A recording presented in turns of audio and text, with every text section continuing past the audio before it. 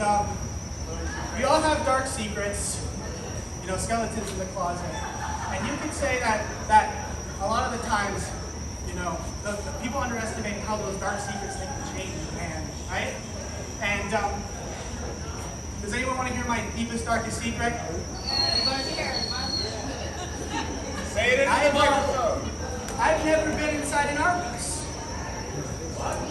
Say it in the microphone. I've never been inside an Arby's. Oh.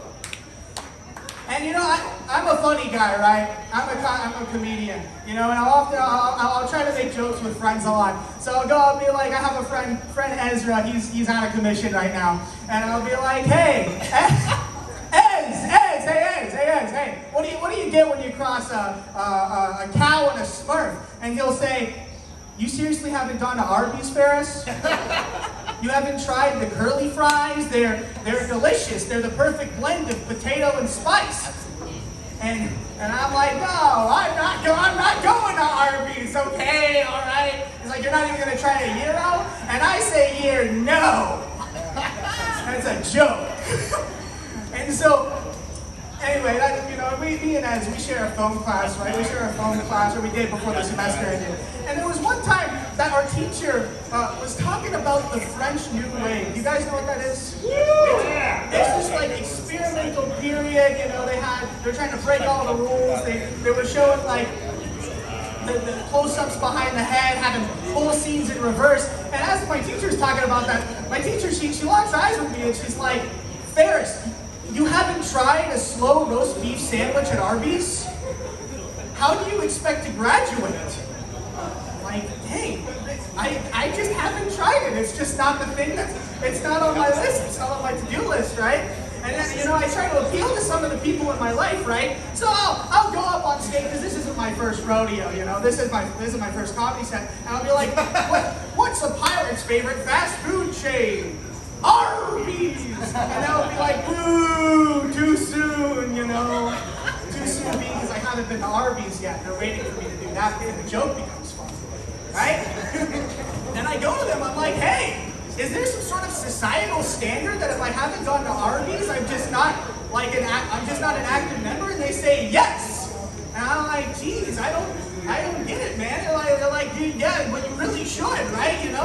If you haven't gone to Arby's, how do you expect to get a job, or find the love of your life, or pay a mortgage, I'm like, I don't know if these things are connected, guys. They're like, they really are. They stare me deep in the eyes. They say it with all seriousness. They really are. And it's literally to the point where I'm not allowed in my parents' house anymore. I'm not allowed.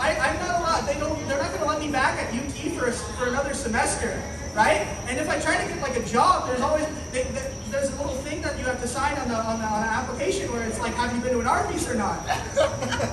I don't remember when they implemented that, but it's just completely made it impossible for me to get any sort of job, right?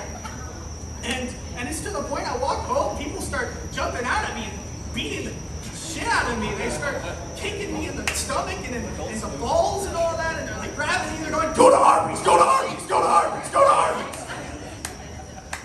Like, geez, what's so good about Arby's? It's like, I don't know. It's like they have the meats, all that, And there was one time, I'm going to be honest, I was in my apartment. I was going to be evicted because there was a very particular rule about, you can guess. And I was sitting there and I almost caved, societal standards were actually kind of crushing me. And I said, today I'm going to go to Arby's, right? And so thank you. So I'm strolling on my way to Arby's, right? And I get up there, and as I'm opening the door, I get a tap on the shoulder. And I'm like, who's this? And I turn around, and it's the CEO of Arby's, Paul Brown. And I'm like, you chief executive officer, what are you doing here? And he says, Ferris, I can't let you into the Arby's. I can't let you in there. And I'm like, whoa, what's going on here, all right? And he's like, if you get into that Arby's, horrible things are gonna happen. And I'm like, what do I gotta do? I gotta pay you? I gotta pay, what do you want? Do you want to take them on one? Do you want a one? Do you want a 2? And he says, I'll give you a 1-2. Bang, bang, right in my jaw, right? And all this, just like that, I'm like, oh God, this guy means business, right? And I don't mean fast food business, right? So we're grappling onto each other, we're beating each other up. I'm like punting him with my knee in the stomach, and we jumped out and we're rolling down the hill because the Arby's was on a hill. And we're rolling and we're getting all dirty and bloody, and he's going over me and I'm going over him, and then we land down and I got him square there, and he's got nose running down his blood. He's got blood running down his nose. Obviously on that. And he says, no, you don't get it, Ferris. You are made of 70% antimatter. I'm like, are you calling me an airhead? And he's like, no, you don't understand. And now I really think he's calling me an airhead, right? So I go, bow, bow, bow, and I grab a steel chair, bow, right, at the bottom of the hill. And then I pick him up, I start going like this around in a circle, I'm gonna throw him into the sun. And he's like, wait, I have a proposition for you. And you know about businessmen and their propositions, right? So I sit him down, I'm like, okay, I'll listen to you, Mr. Paul Brown. And he says, okay, if you promise never to step foot in an Arby's ever again, I will tell everyone in the neighborhood that you went to Arby's. And I'm like, oh, that's pretty tempting, honestly, you know? And I say, okay, shake it like that, right? Bunch of pals now, bunch of peas in a singular pod, you know?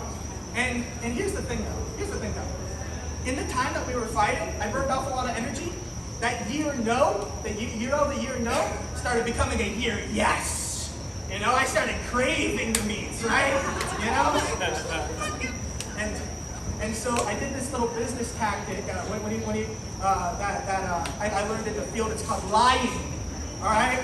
I waited for him to go tell my mom that I went to Arby's, and then I sneak up to Arby's, right? And I start opening the door, and I'm like, with this, they have all the meats, I'm no longer on the streets. And I open the door, and then it disappears. All of that. So that's the reason there's no such thing as Arby's anymore. I guess that's actually my deepest secret. It's probably that I'm the reason that Arby's